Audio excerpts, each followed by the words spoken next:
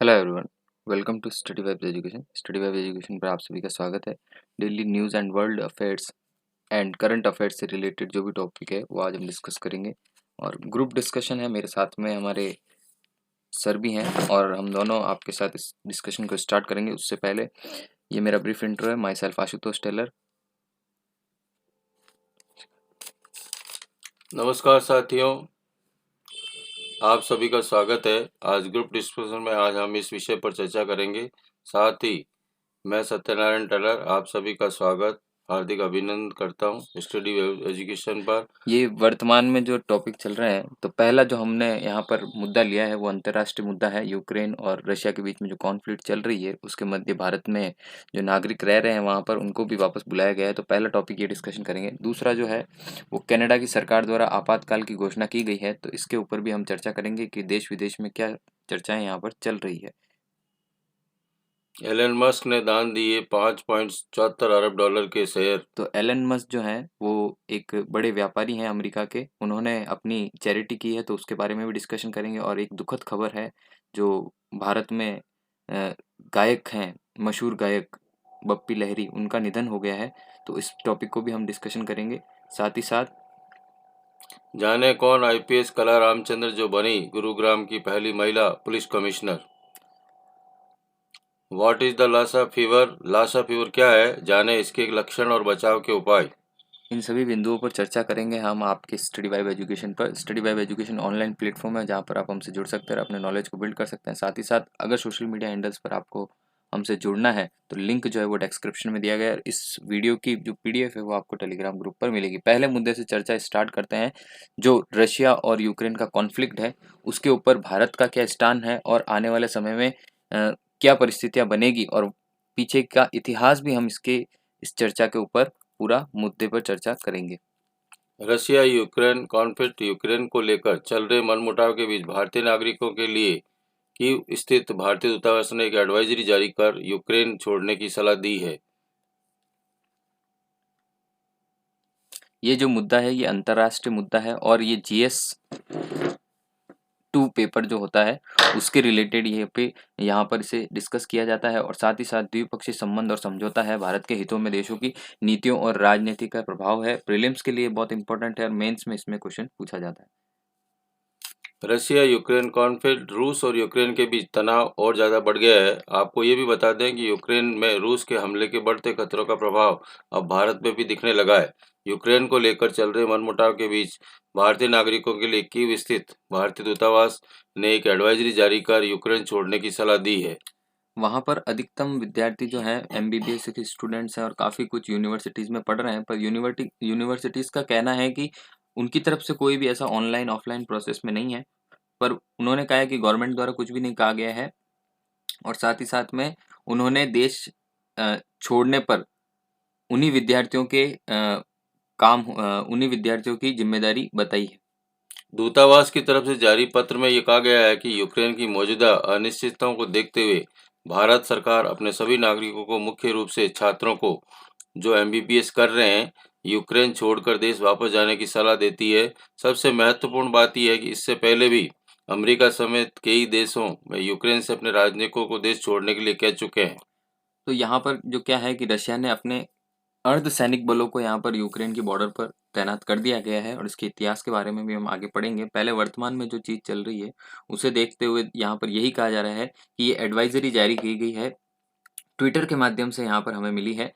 News agency ANI के द्वारा यहाँ पर ये एडवाइजरी जारी करी गई। इसमें साफ साफ कहा गया है कि आप यूक्रेन में जिस तरह से भी हैं आप उसको छोड़ने की कोशिश कीजिए। स्टूडेंट्स को नॉट बोला गया है कि लीव यूक्रेन। तो ये चीज़ें ट्रैवल एजेंट भी बोल रहा है, सारी चीज़ें वहाँ पर सामने आ रही है और कुछ हिंदू एडिटोरियल्स में भी यही बातें मैंने एनालिसिस की है, उसके माध्यम से बताया जा रहा है। गैर जरूरी यात्रा से बचने की सलाह दी गई है। भारतीय नागरिकों को यूक्रेन और यूक्रेन के अंदर गैर जरूरी यात्रा करने से बचने को सलाह दी जाती है। आगे कहा जाता है कि भारतीय नागरिकों से निवेदन किया जाता है कि यूक्रेन में अपनी मौजूदगी के बारे में दूतावास को अवगत कराएं, जिसे जरूरत पड़ने पर उन तक पहुंचा जा सके। यूक्रेन में भारतीयों को सेवा देने हेतु सामान्य रूप से काम करेगी। इसके अतिरिक्त भारतीय नागरिकों से यूक्रेन की बेवजह यात्रा न करने की अपील की गई है। भारतीय दूतावास से ये भी कहा गया है कि देश के नागरिकों को वहां स्थित दूतावास को अपनी स्थिति के बारे में जानकारी देते रहें। यूक्रेन में भारत के लगभग 20,000 लोग मौजूद हैं, जिनमें से 18,000 छात्र हैं। एक बड़ा तबका है जो देखिए आप यहाँ पर छात्रों का है जो यहाँ से एमबीबीएस करते हैं और अदर यूनिवर्सिटीज़ में यहाँ पर शिक्षा प्राप्त कर रहे हैं। यूक्रेन न जाने की सलाह। भारत से पहले भी अमेरिका, ब्रिटेन समेत कई देशों की तरफ से अपने नागरिकों को यूक्रेन न जाने की सलाह दी जा चुकी है। यही नहीं, कुछ देशों ने तो अपने दूतावासों को गैर जरूरी स्टाफ को वापस भी बुलाना शुरू कर दिया। फिलहाल यूक्रेन में युद्ध का संकट मंडरा रहा है तथा रूस ने 1 लाख से ज्यादा सैनिकों और बड़े पैमाने पर हथियारों का जमावड़ा कर लिया है। जरूरी न हो तो देश से निकल जाएं। भारतीय दूतावास की तरफ से बीते कई दिनों से यूक्रेन में रह रहे भारतीयों से संपर्क साधा जा चुका है। दूतावास की तरफ से उन लोगों की सूची तैयार की जा रही है जिन्हें किसी तरह से सहायता की जरूरत पड़ सकती है। भारतीय दूतावास ने इसी कड़ी में पूरी सावधानी बरतते हुए लोगों से अपील की है कि जरूरी न हो तो देश से निकल जाएं। जो यूक्रेन और रशिया का जो कॉन्फ्लिक्ट है उसके बारे में चर्चा करते हैं तो देखेंगे यूक्रेन जो है ये रशिया का एक मैप के अंदर जैसा दिखाने की कोशिश कर रहा हूँ मैं, ये रशिया है और ये यूक्रेन है। यूक्रेन और रशिया के बीच में ये एक सीमा साझा की जाती है। इसके दौरान आप देखेंगे कि ये ब्लैक सी है, काला सागर है। काला सागर यहाँ पर नियरेस्ट में है और साथ ही साथ में आप देखेंगे तो टर्की भी काले सागर से जुड़ा हुआ है। यहाँ पर ये जो चीज़ है, यहाँ पर ये जो हिस्सा आपको दिखाई दे रहा है ये हिस्से का ही कॉन्फ्लिक्ट है जो रशिया अपना मानता है और यूक्रेन अपना मानता है। हाल ही में अमेरिका खुफिया रिपोर्ट में कहा गया है कि रूस यूक्रेन सीमा पर तनाव इस क्षेत्र में एक बड़ा सुरक्षा संकट पैदा कर सकता है। यूक्रेन का कहना है कि रूस ने सीमा पर करीब 90,000 सैनिकों को तैनात किया है। यूक्रेन अगर रूस सैकड़ों वर्षों के सांस्कृतिक, भाषाई, पारिवारिक संबंध को साझा करते हैं। रूस और यूक्रेन में कई समूहों के लिए देशों की साझा विरासत एक भावनात्मक मुद्दा है जिसका चुनावी और सैन्य उद्देश्यों के लिए प्रयोग किया जाता है। सोवियत रूस के संघ के हिस्से के रूप में यूक्रेन रूस के बाद दूसरा सबसे शक्तिशाली सोवियत गणराज्य तथा रणनीतिज्ञ, आर्थिक एवं सांस्कृतिक रूप से काफी महत्वपूर्ण था। शक्ति संतुलन जब से यूक्रेन सोवियत रूस से अलग हुआ है, रूस और पश्चिमी देशों ने इस क्षेत्र में सतत संतुलन को अपने पक्ष में रखने के लिए लगातार संघर्ष किया है। पश्चिमी देशों के लिए बफर जोन, अमेरिका और यूरोपीय संघ के लिए यूक्रेन रूस और पश्चिमी के एक बीच महत्वपूर्ण बफर जोन का कार्य करता है। रूस के साथ तनाव बढ़ने से अमेरिका और यूरोपीय संघ यूक्रेन रूसी को नियंत्रण से दूर रखने की दृढ़ संकल्पित है। बफर जोन का मतलब है कि दो स्टेट, दो राज्य हैं या दो फिर दो देश हैं, उनके बीच में एक ऐसा जो देश है जिनके मध्य पहला वाला देश जो है फर्स्ट, अगर देखे जाए फर्स्ट कंट्री और सेकंड कंट्री होती है तो बीच में एक थर्ड कंट्री होती है। तो बफर जोन का मतलब हो गया कि पहले के संबंध तीसरे से खराब हैं पर दूसरे के संबंध तीसरे से अच्छे हैं। क्यों? क्योंकि पहला और दूसरा जो है वो दोनों आपस में एक मित्रपूर्ण व्यवहार नहीं है, तो इस वजह से तीसरे का क्या होता है यहाँ पर फायदा होता है। ये जो कंट्री बनेगा ये बफर जोन कहलाया गया है। काला सागर में रूस की रुचि। काला सागर क्षेत्र का अद्वितीय भूगोल रूस को कई भू राजनीतिक लाभ प्रदान करता है। सबसे पहले पूरे क्षेत्र के लिए एक महत्वपूर्ण क्षेत्र है। काला सागर तक पहुंच सभी तटीय और पड़ोसी राज्यों के लिए महत्वपूर्ण है। दूसरा, ये क्षेत्र माल और ऊर्जा के लिए एक महत्वपूर्ण पारगमन गलियारा है। तो यहाँ पर व्यापारिक दृष्टि से ये क्षेत्र बहुत ही ज़्यादा इम्पोर्टेंट कहा जा रहा है। पुराने टाइम में यहाँ पर क्या है कि मिनरल्स नहीं थे, यहाँ पर कुछ रिसोर्सेज नहीं थे, पर आने वाले समय में यहाँ पर जिस तरह से रशिया को इस क्षेत्र के बारे में पता चला है कि यहाँ पर अथार खनिज भंडार है, काफ़ी ह्यूमन रिसोर्सेज यहाँ पर अवेलेबल हैं, तो उसको देखते हुए रशिया चाहता है कि ये जो क्षेत्र है ये हमारे द्वारा ले लिया जाए। यूरो मैदान आंदोलन। यूरो मैदान यूरोपीय स्क्वायर यूक्रेन में प्रदर्शनों और नागरिक अशांति की एक लहर थी जो नवंबर 2013 में कीव, यूक्रेन में नेजोलस्ती मैदान स्वतंत्रता स्क्वायर में सार्वजनिक रूप से विरोध के साथ शुरू हुई थी। रूस और यूरेशियन आर्थिक संघ के साथ घनिष्ठ संबंधों को बढ़ावा देने के साथ यूरोपीय संघ के साथ समझौते पर हस्ताक्षर को निलंबित करने के यूक्रेनी सरकार के फैसले के साथ विरोध तेज हो गया। अलगाववादी आंदोलन। पूर्वी यूक्रेन का डॉनबास क्षेत्र, डोनेस्टिक और लुहांस्क क्षेत्र वर्ष 2014 में रूसी समर्थक अलगाववादी आंदोलन का सामना कर रहा है। यूक्रेन सरकार के अनुसार आंदोलन को रूसी सरकार द्वारा सक्रिय रूप से समर्थन किया जाता है और रूसी अर्धसैनिक बल यूक्रेन सरकार के खिलाफ अलगाववादियों की संख्या 15% से 80% के बीच में है। यहाँ पर एक क्रीमिया नाम से देश है, वो क्रीमिया नाम से देश यहाँ पर एक बड़ा रोल निभा रहा है। जहाँ पर आप देख पा रहे हैं, जो मैंने एरिया बताया था वहाँ पर तटीवर्ती जो सीमाएँ लगती है काले सागर से, तो यहाँ पर एक क्रीमिया नाम से देश भी यहाँ पर स्थित है। क्रीमिया का भी यहाँ पर द्वितीय विश्व युद्ध के दौरान एक बड़ा रोल यहाँ पर बताया गया था। द्वितीय विश्व युद्ध के बाद में पहली बार जब यूरोपीय देश में किसी अन्य देश के क्षेत्र पर अपना अधिकार स्थापित किया। इसमें यूक्रेन जो था, क्रीमिया जो था, उसमें प्रायद्वीपीय कहा जाता है, पर कब्जा कर लिया था। और क्रीमिया जो है रूस की सैन्य हस्तक्षेप के बाद में 2014 के अंदर यूक्रेनी क्रांति के बाद दक्षिण और पूर्व यूक्रेन के व्यापक अशांति का हिस्सा था। मतलब वहां पर अशांति रहती थी। क्रीमिया के आक्रमण और उसके बाद में विलय के रूप में यहाँ पर क्षेत्र में समुद्री तटीय लाभ दिया गया। यूक्रेन की नाटो सदस्यता। यूक्रेन ने उत्तरी अटलांटिक संधि संगठन नाटो से गठबंधन में अपने देश की सदस्यता में तेजी लाने को आग्रह किया।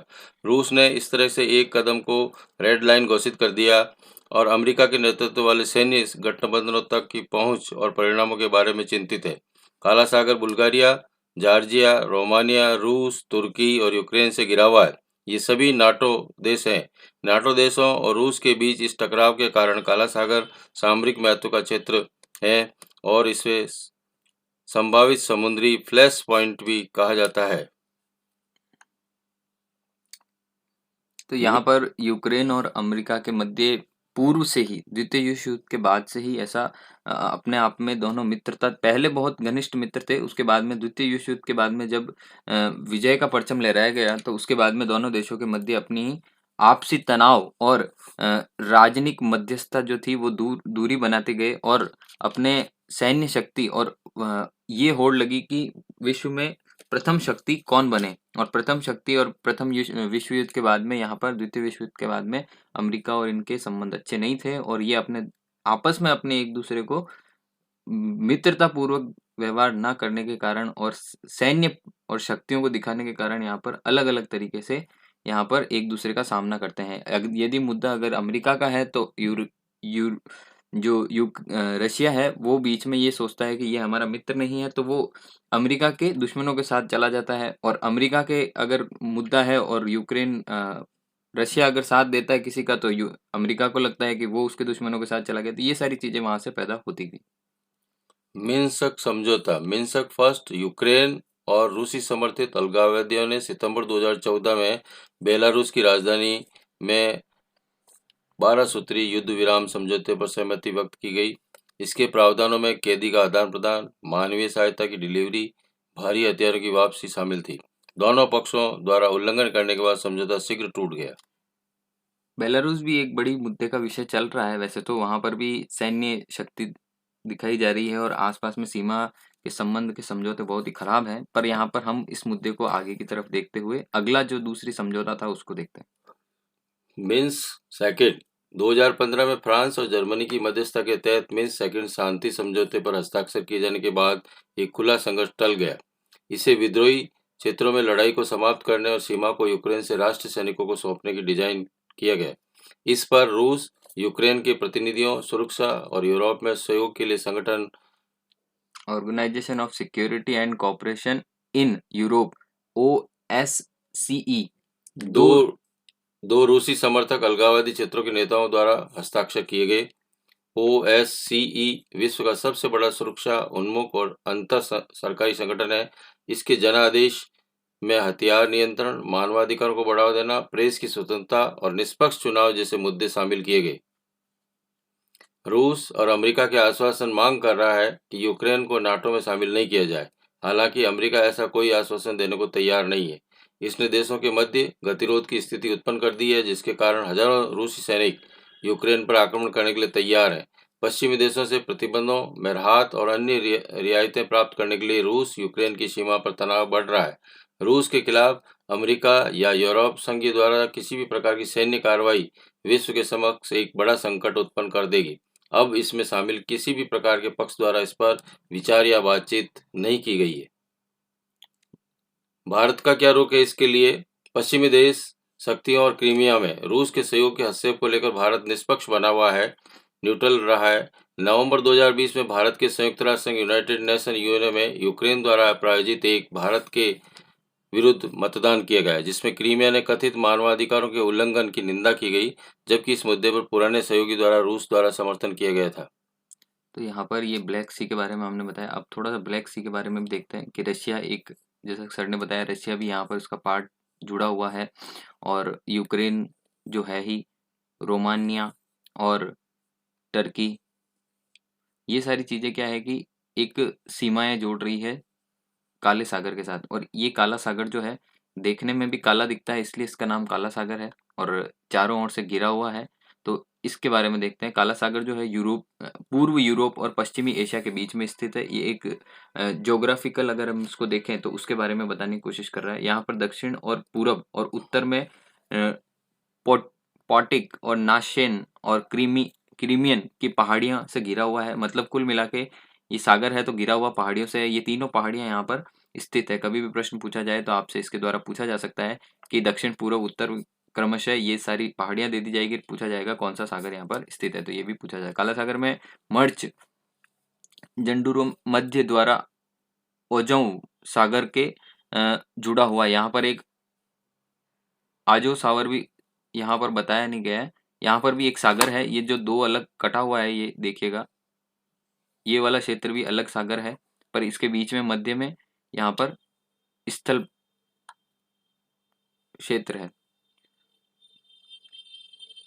तुर्की जल मंडून प्रणाली, यहाँ पर एक प्रणाली की बात बताई गई है।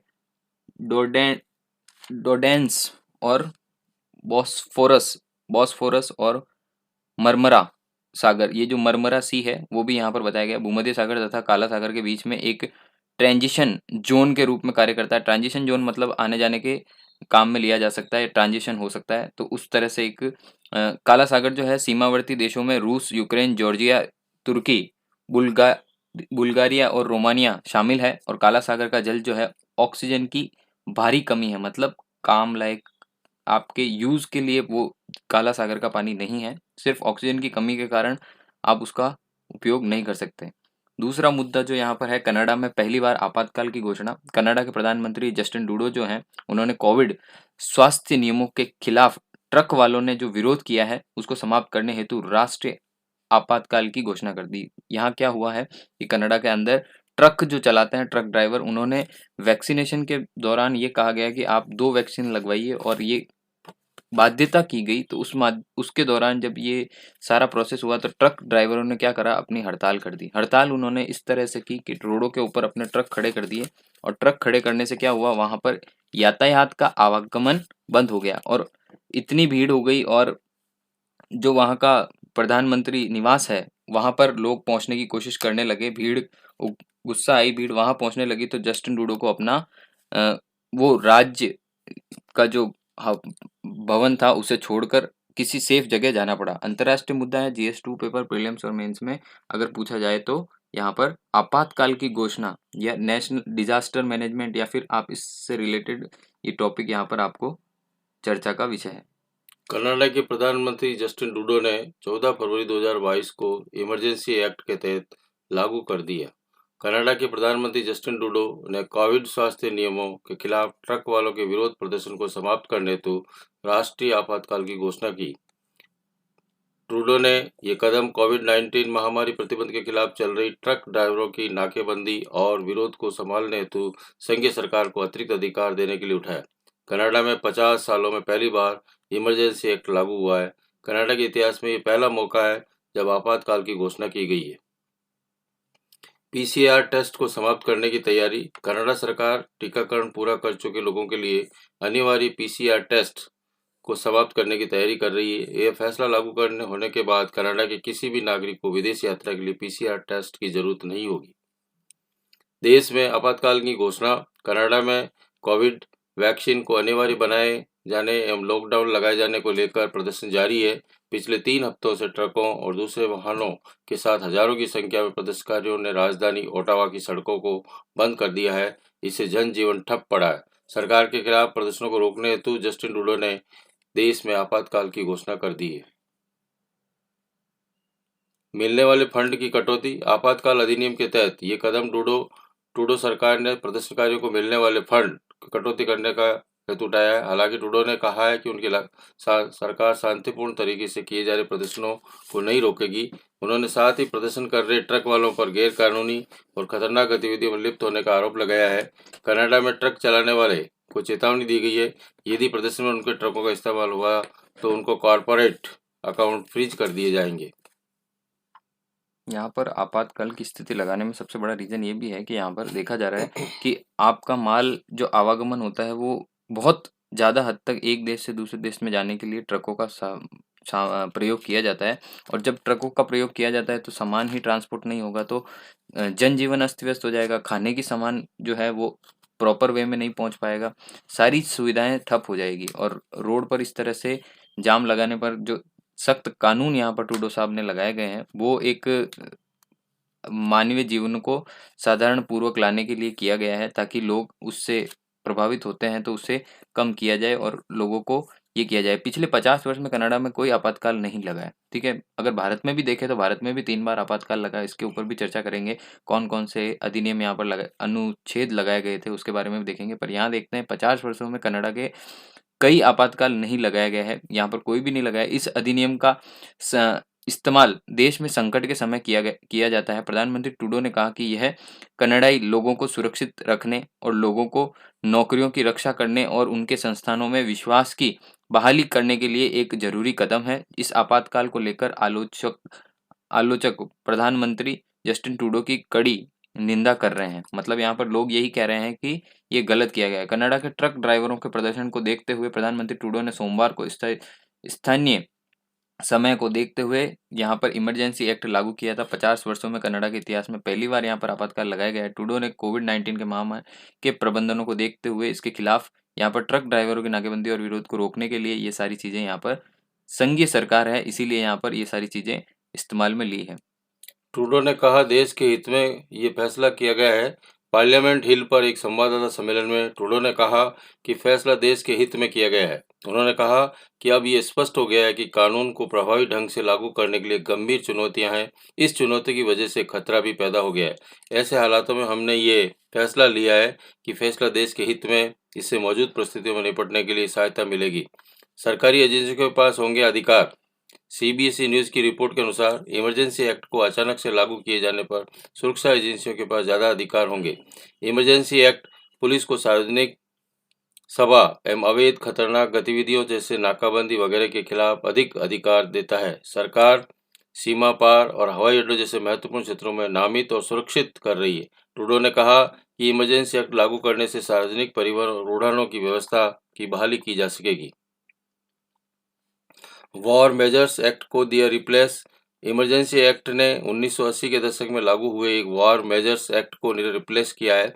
इमरजेंसी एक्ट एक राष्ट्रीय आपातकाल को एक अस्थायी, तत्काल और महत्वपूर्ण स्थिति के रूप में परिभाषित करता है। सीबीसी न्यूज़ की रिपोर्ट में अनुसार इमरजेंसी एक्ट जन कल्याण, प्राकृतिक आपदाएं, बीमारी का प्रकोप, सार्वजनिक व्यवस्था, नागरिक अशांति, अंतर्राष्ट्रीय आपात स्थिति, युद्ध की आपात स्थिति को प्रभावित करने वाले आपातकालीन परिदृश्यों को प्रतिक्रिया देने के लिए विशेष रूप से शासित करता है। आपातकाल उपबंध अगर भारत में देखें तो भारतीय संविधान के अनुसार आपातकाल उपबंध 3 भागों में बांटा गया है। राष्ट्रीय आपातकाल या फिर हमारे जहाँ पर कह सकते हैं कि पूरे राष्ट्र में अगर कोई परेशानी आई है राष्ट्र के ऊपर तो राष्ट्रीय आपातकाल लगाया जाए। जैसे सैन्य शक्तियों के लिए या फिर युद्ध की स्थिति में आप यहाँ पर देखें तो 352 यहाँ पर अनुच्छेद है, अनुच्छेद नंबर उसे लगाया जाता है। संविधान के अंदर ये लिखा गया है 352वें अनुच्छेद के अंदर। राज्यों में संवैधानिक तंत्र एवं विफल राष्ट्रीय शासन लगाया जाए तो यहाँ पर अगर राज्य की सरकार अगर प्रॉपर वे में नहीं चल पाती है तो राष्ट्रपति शासन लगाया जाता है। या फिर अशांति हो, हिंसा हो या फिर किसी भी प्रकार की परिस्थितियां पैदा होने पर राष्ट्रपति द्वारा अपने अनुच्छेद 256 के तहत ये एक शासन लगाया जा सकता है। वहां पर फिर राष्ट्रपति के अनुसार ही सारा कार्य होता है। वहां पर राज्य सरकार किसी भी तरह यहाँ पर कार्यरत नहीं होती है और सभी शक्तियां राष्ट्रपति के हाथ में आ जाती है। और वित्तीय आपातकाल, यदि फाइनेंशियल स्थिति सही नहीं होती है देश की तो भारतीय संविधान के अनुसार 360वां अनुच्छेद यहाँ पर लगाया जाता है। जब आपकी यहाँ पर फाइनेंशियल स्थिति अगर ढंग से नहीं होगी तो वित्तीय आपातकाल यहाँ पर लगाया जाएगा।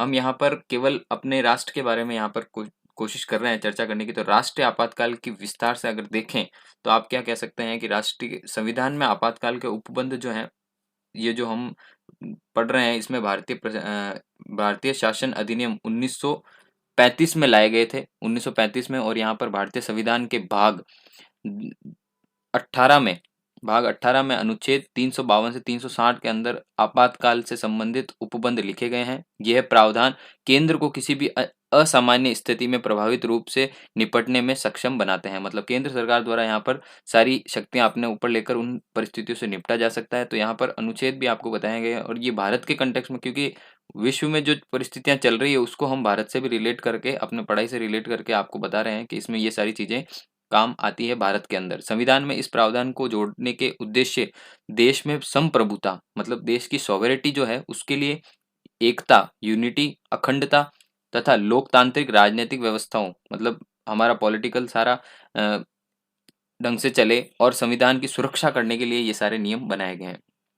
अगर अब तक हम देखें तो हमारे देश में कितनी आपातकाल की घोषणाएं हो चुकी है, तो अब तक हमारे देश में 3 बार राष्ट्रीय आपातकाल की घोषणा हो चुकी है। अक्टूबर 1962 से जनवरी 1968 तक चीन के द्वारा जब युद्ध किया गया था अरुणाचल प्रदेश में 1962 के अंदर, नेफा जो नॉर्थ एशिया फ्रंट एजेंसी जो है उसके क्षेत्र में जब हमला हुआ था, तो हमले के कारण भारत में आपातकाल की घोषणा की गई थी। दिसंबर 1971 से मार्च 1977 तक पाकिस्तान द्वारा जब भारत के विरुद्ध अघोषित युद्ध छेड़ दिया गया था, तब भी भारत द्वारा आपातकाल की घोषणा की गई थी। और जून 1975 के अंदर मार्च 1977 तक आंतरिक अशांति के आधार पर भी यहाँ पर घोषणा की गई थी, जिस समय इमरजेंसी में इंदिरा गांधी जी जो थे वो प्रधानमंत्री थे, उन्होंने अपनी सारी शक्तियां अपने हाथ में ले ली थी। तो ये जो मुद्दा था ये हमने अभी आपको पूरा एक्सप्लेन किया कि कनाडा के अंदर किस तरह से परिस्थितियां विपरीत चल रही है, और डूडो सरकार जिस तरह से वो काम कर रही है, और अगर भारत में इस कंटेक्स्ट में देखा जाए तो भारत में किस तरह से राष्ट्रपति शासन लगाया जाता है या आपातकाल की परिस्थितियां होती हैं। तीसरी जो हमारी आज की मुख्य खबर है या चर्चा का विषय बना हुआ है, वो बप्पी लहरी जो है मशहूर गायक, जिनके गाने आपने सुने होंगे, तो उनका निधन हो गया है, तो उसी के बारे में है। बप्पी लहरी पास्ड अवे, वे पिछले साल कोरोना से भी संक्रमित हुए थे। बता दें कि उन्होंने मुंबई के अस्पताल में आखिरी सांस ली। बप्पी लहरी जो है बहुत ही अच्छे गायक थे, तो उनके बारे में यहाँ पर एक छोटा सा हमारी तरफ से ट्रिब्यूट है कि उनका भी इस विषय में, इस चर्चा में उनका भी नाम लिया जाए। Bappi Lahiri passed away. मशहूर गायक बप्पी लहरी लाहिड़ी का 15 फरवरी 2022 को निधन हो गया। वे 69 वर्ष के थे और उन्हें जूहू के क्रिटिकल केयर अस्पताल में भर्ती थे। पिछले साल कोरोना से संक्रमित हो गए थे। बता दें कि उन्होंने मुंबई के अस्पताल में आखिरी सांस ली है। बप्पी लाहिड़ी का जूहू के क्रिटिकल हॉस्पिटल में निधन हो गया। अस्पताल के निदेशक डॉक्टर नम जोशी के अनुसार बप्पी लाहिड़ी लगभग 1 महीने से अस्पताल में भर्ती थे। उन्होंने 14 फरवरी को अस्पताल से छुट्टी दी थी, लेकिन उनकी सेहत 15 फरवरी को फिर बिगड़ गई और स्वास्थ्य संबंधी कई दिक्कतें थी। उनकी देर रात ओएसए द्वारा कारण मौत हो गई। प्रधानमंत्री मोदी ने क्या कहा? प्रधानमंत्री मोदी ने अपने ट्वीट में कहा है कि बप्पी लहरी का संगीत सभी को समेटे हुए था। उनका संगीत विविध भावनाओं खूबसूरती से व्यक्त था। उनके संगीत ने सभी पीढ़ियों को प्रभावित किया। उन्होंने कहा कि उनका जीवन स्वभाव सभी को याद होगा। उनके निधन से सभी दुखी हैं। उनके परिवार व प्रसंगों के प्रति हमारी संवेदना है। बप्पी लहरी के बारे में। बप्पी लहरी का जन्म साल 1952 में पश्चिम बंगाल के कलकत्ता में शास्त्रीय संगीत में एक समृद्ध परिवार वाले में हुआ। परंपरा वाले में 19 साल की छोटी उम्र में ही संगीत निर्देशक के रूप में अपना कैरियर शुरू कर दिया। उनके पिता अपरेश लाहिड़ी एक प्रसिद्ध बंगाली गायक थे। उनकी मां बंसारी लाहिड़ी एक संगीतकार और एक गायिका थी जो शास्त्रीय संगीत और श्यामा संगीत में पारंगत थी। उन्होंने बंगाली फिल्म दादू 1972 में गाना गाने का पहला अवसर मिला।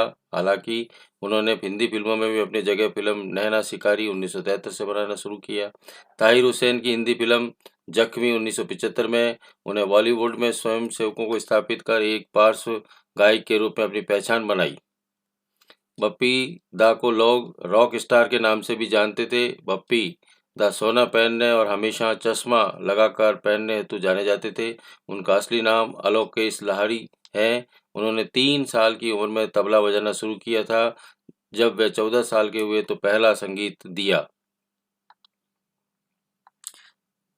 तो बप्पी देहरी को हमारी तरफ से श्रद्धांजलि। और यहाँ पर अगले टॉपिक की ओर चलते हैं। एलोन मस्क ने दान किए 5.7 अरब डॉलर के शेयर्स।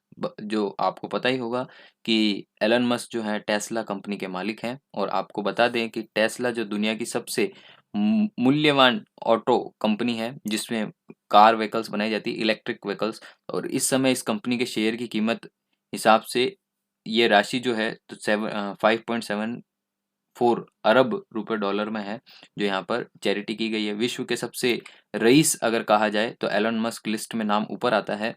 और साइंस से जुड़ी हुई काफ़ी टेक्नोलॉजी ये यहाँ पर देश को या फिर विश्व को यहाँ पर प्रदर्शित करते हैं। अपनी इलेक्ट्रॉनिक कार कंपनी टेस्ला जो है उनका मूल्य जो है यहाँ पर 4 अरब बिलियन डॉलर के शेयर्स जो हैं दान कर दिए हैं। और यहाँ पर 19 नवंबर से 29 नवंबर के बीच में ये शेयर्स के दान किए गए थे। आपको बता दें कि टेस्ला दुनिया की सबसे मूल्यवान ऑटो कंपनी है। यह इस समय कंपनी के शेयर्स की कीमत हिसाब से अगर देखें तो 4.74 अरब डॉलर है। यह जानकारी कंपनी में US security societies end fund exchange company को दी है। हालांकि इसमें यह नहीं बताया गया है कि आखिर ये राशि किस संस्थान को दी गई है।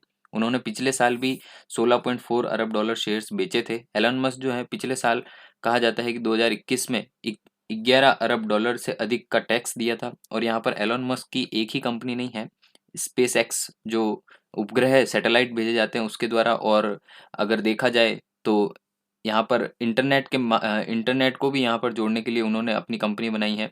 और काफ़ी यहाँ पर साइंस के क्षेत्र में मनुष्य के दिमाग में चिप लगाकर यहाँ पर कृत्रिम गर्भ का यहाँ पर पूरा कंसेप्ट दे रहे हैं। तो एलन मस्क साइंस के क्षेत्र में बहुत ही आगे और बहुत ही नव युवकों को एक प्रेरणा का स्रोत हैं। तो यहाँ पर फंड जो दान किए हैं उसके बारे में बता रहे हैं। और मास्क फाउंडेशन की स्थापना की। यहाँ पर ये मास्क फाउंडेशन जो है एलन मस्क ने 2001 में मास्क फाउंडेशन की स्थापना की थी। इस मास्क फाउंडेशन के पास 20 करोड़ डॉलर से अधिक का परिसंपत्ति है। मास्क विश्व के सबसे रईस व्यक्ति हैं। मार्क मास्क विश्व के सबसे रईस व्यक्ति हैं। और ब्लूमबर्ग बिलियनियर्स इंडेक्स के अनुसार जो है एलोन मस्क मस्क जो है उन्होंने 227 अरब डॉलर उनके पास अभी की संपत्ति बताई गई है। 100 मिलियन डॉलर देने की घोषणा की है। यहाँ पर जलवायु परिवर्तन से निपटने के लिए 100 मिलियन डॉलर की घोषणा की है। उन्होंने 2021 में टेक्सास फूड बैंक में भी 1 मिलियन डॉलर की सहायता राशि यहाँ पर दी थी। यही नहीं, एलोन मस्क ने बच्चों के कैंसर के अनुसंधान के लिए भी 50 मिलियन डॉलर यहाँ पर दान में दिए हैं। एलोन मस्क के बारे में अगर एक चर्चा देखें एक कि यहाँ पर एलोन मस्क जो है टेस्ला मॉडल 3 को तैयार करने का समय कहा था कि वह उन्होंने उस समय कहा था कि वह हफ्ते में 120 घंटे काम करते हैं, बहुत ही मेहनती हैं। उन्होंने यह भी बताया कि वह काम करने में थकते नहीं हैं, बल्कि उन्हें मज़ा आता है उस काम करने में। पहचान यह अमेरिका की उद्योगपतियों में के तौर पर काम करते हैं। और इनका जन्म जो है दक्षिण अफ्रीका में हुआ था। और एलोन मस्क की माँ मूल रूप से कनाडा की थी और पिता जो थे दक्षिण अफ्रीका के थे। तो और एलोन मस्क का बचपन जो था किताबें पढ़ने में बहुत ज़्यादा शौक था। और अंतरिक्ष में उनकी काफ़ी ज़्यादा दिलचस्पी रुचि थी। तो उन्होंने अंतरिक्ष के मध्य में कंपनी बनाई।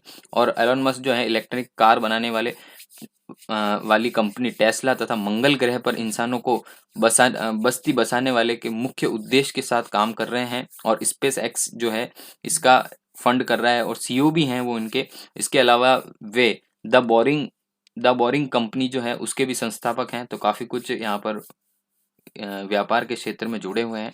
उन्होंने 10 वर्ष की उम्र में कंप्यूटर प्रोग्रामिंग सीख ली थी, जिसके माध्यम से वह सॉफ्टवेयर और कंप्यूटर के माध्यम से उन्होंने कार्य किया। और 12 साल की आयु के अंदर यहाँ पर एक वीडियो गेम भी इन्होंने तैयार कर दिया था। और अपने अलग अलग वर्जन के विजन की वजह से ये दुनिया भर में मशहूर है और अपनी पहचान बना चुके हैं। जाने कौन आईपीएस कला रामचंद्रन, जो पहली बनी गुरुग्राम की महिला पुलिस कमिश्नर। कला रामचंद्रन आईपीएस अधिकारी कला रामचंद्रन ने कहा है कि उसके साथ कमिश्नरी में कारोबार का बेहतर माहौल तैयार करना है, साइबर अपराधों की रोक करनी है, महिलाओं की सुरक्षा पर जोर रहेगा। हरियाणा कैडर के आईपीएस अधिकारी कला रामचंद्रन को 15 फरवरी 2022 को गुरुग्राम की पहली महिला पुलिस आयुक्त नियुक्त किया गया है। सरकार के द्वारा आईपीएस ऑफिसर कला रामचंद्रन के राव का स्थान लिया है। उन्होंने गुरुग्राम के पास बौंडसी में पुलिस प्रशिक्षण अनुसंधान केंद्र में स्थानांतरित किया गया है। इस दौरान उन्होंने ये बताया कि साइबर सिटी के लोगों को ट्रैफिक की सुगमता और उनकी सुरक्षा का पहला लक्ष्य होगा। आईपीएस अधिकारी कला रामचंद्र ने कहा है, इनके साथ कमिश्नरी में कारोबार का बेहतर माहौल तैयार करना है, साइबर अपराध पर रोक लगाना है, महिलाओं की सुरक्षा पर जोर रहेगा। जिले की नई पुलिस आयुक्त आईपीएस में चयन तमिलनाडु कैडर में हुआ था। इस काम पर मुख्य फोकस रहेगा कला रामचंद्रन का। कला रामचंद्रन के अनुसार गुरुग्राम में ट्रैफिक व्यवस्था को बहुत बेहतर बनाया जाए। रोड पर लोग बार बार जो जाम लगता है, वाहनों को फंसना नहीं पड़े, उसके लिए उपाय किए जाएंगे। सड़क दुर्घटनाओं को कम करने का प्रयास किया जाएगा। ये भी बताया कि महिला अपराध और साइबर क्राइम जो हो रहे हैं उनको कम किया जाए, उनकी प्राथमिकता में शामिल रहेगा। उन्होंने कहा है, पदभार संभालने के बाद अधिकारियों के साथ बैठक कर शहर की कानूनी व्यवस्था की रिपोर्ट तत्काल प्रभाव से ली गई। गुरुग्राम में पुलिस कमिश्नर साल 2007 में बनी थी। गुरुग्राम में पुलिस कमिश्नर साल 2007 में बनी थी। गुरुग्राम में सबसे पहले एसपी नियुक्त होते थे। सबसे पहले कमिश्नरी बनने के बाद महेंद्र लाल गुरुग्राम के पहले पुलिस कमिश्नर बने थे। आपको ये भी बता दिया है कि इस दौरान 8 पुलिस कमिश्नर बने, वे सभी पुरुष हैं। ऐसी पहली बार हुआ है कि कोई महिला पुलिस आयुक्त बनी है। जाने कौन है आईपीएस कला रामचंद्रन। आईपीएस ऑफिसर कला रामचंद्रन रेवाड़ी फतेहाबाद पंचकुला की पुलिस अधीक्षक रह चुकी है। आईपीएस अधिकारी कला रामचंद्रन केंद्र में प्रतिनियुक्त रहने के दौरान इंटेलिजेंस ब्यूरो आईबी में भी तैनात रह चुकी है। इसके साथ उत्तरी पूर्वी पुलिस एकेडमी मेघालय में भी तैनात रह चुकी है। कला रामचंद्रन का आईपीएस में चयनित तमिलनाडु कैडर में हुआ था। वह वहां से आने के बाद मुख्यालय महिला अपराध CWA में तैनात रही। इसके साथ मुख्य प्रमुख सचिव ट्रांसपोर्ट एंड एडीजे विजिलेंस में भी पद पर कार्य कर चुकी है। वह साल 2017 से 2020 तक मेघालय में उत्तरी पूर्वी पुलिस अकादमी में तैनात की गई थी। वह अगस्त 2020 में अपने गृह कैडर में लौटी और crime against womens cell and vigilance में अतिरिक्त पुलिस महानिदेशक के रूप में कार्य किया। What is the Lassa fever. Lassa fever क्या है, इसके बारे में जानें। लक्षण और बचाव क्या होंगे। What is the Lassa fever. सबसे बड़ी चिंता की बात है कि कोई भी मामूली या वायरल बुखार नहीं है, बल्कि चूहों से फैलने वाला बुखार है। कोरोना वायरस की तीसरी लहर से थोड़ी राहत मिली है कि लासा फीवर नाम के वायरल बुखार दस्तक दे दी है। फिलहाल ब्रिटेन में इसके 3 केस सामने आ चुके हैं। सबसे बड़ी चिंता वाली बात यह है कि उन तीनों में से एक व्यक्ति की मौत पहले भी हो गई है। सबसे बड़ी चिंता की बात यह है कि यहाँ ये कोई मामूली या वायरल बुखार नहीं है, बल्कि ये चूहों से फैलने वाला बुखार है। बुखार बिना लक्षण के इंसान को गंभीर रूप से बीमार करने की क्षमता रखता है। लासा बुखार मुख्य रूप से पश्चिमी अफ्रीकी देशों के यात्रियों से जुड़ा हुआ है। लासा बुखार क्या है। लासा बुखार पहली बार साल 1969 में नाइजीरियाई के लासा में खोजा गया था। आपको बता दिया जाए, इस दौरान वहां से 2 नर्सों की मौत हो गई। बीमारी सिएरा लियोनो और गिनी लाइबेरिया नाइजीरिया जैसे पश्चिमी अफ्रीकी देशों के लिए आम है। सबसे पहले चूहों द्वारा फैला था। कैसे फैलता है ये लासा बुखार। लासा बुखार संक्रमित चूहे के मल मूत्र के माध्यम से फैलता है। यदि कोई व्यक्ति चूहे के मल मूत्र के संपर्क में आता है तो संभव है कि उसकी चपेट में आ सकता है। इसी तरह से उस संक्रमित व्यक्ति से दूसरा व्यक्ति भी आसानी से संक्रमित हो जाता है। दुर्लभ मामलों में संक्रमित व्यक्ति के शारीरिक तरल पदार्थ श्लेष्मा झिल्ली जैसे आंख, मुंह, नाक के संपर्क में आने से संक्रमण फैलता है। लासा बुखार के लक्षण क्या है। लासा बुखार के लक्षणों में थकान, सिर दर्द, कमजोरी, बुखार आदि शामिल है। आपको ये भी बता दिया जाए, दुर्लभ केसों में सांस लेने में कठिनाई, चेहरे का फूलना, रक्तस्राव, सीने में दर्द, पेट में झटका, उल्टी आदि भी महसूस हो सकते हैं। गंभीर लक्षणों में तत्काल प्रभाव से मेडिकल सहायता की जरूरत होती है और उसके लक्षण 1 सप्ताह में 3 सप्ताह में विकसित हो जाते हैं। European centre for disease prevention and control CDC का मानना है कि लासा बुखार में लक्षणों की शुरुआत के 2 सप्ताह के बाद दुर्लभ मामलों में मल्टी ऑर्गन फेल होने के कारण मरीज की मौत हो सकती है। लासा बुखार की सबसे मुख्य जटिलता बहरापन है। 1/3 लोगों में बहरेपन से कुछ हिस्से में सूचना दी गई है। ज्यादातर केसों में बहरापन बुखार के हल्के और गंभीर दोनों रूप में हो सकता है। लासा बुखार से कैसे बचा जाए? लासा बुखार से बचने के लिए उन जगहों पर जाने से बचना चाहिए जहां चूहे आ जा सकते हैं और इसके अतिरिक्त साफ सफाई का कोई विशेष ध्यान नहीं रखा जाता है। घर में सूरज की प्रकाश को जाने दें। भोजन को चूहों से बचाकर रखा जाए। Thank you so much for watching. Great have a day. जय हिंद, जय भारत।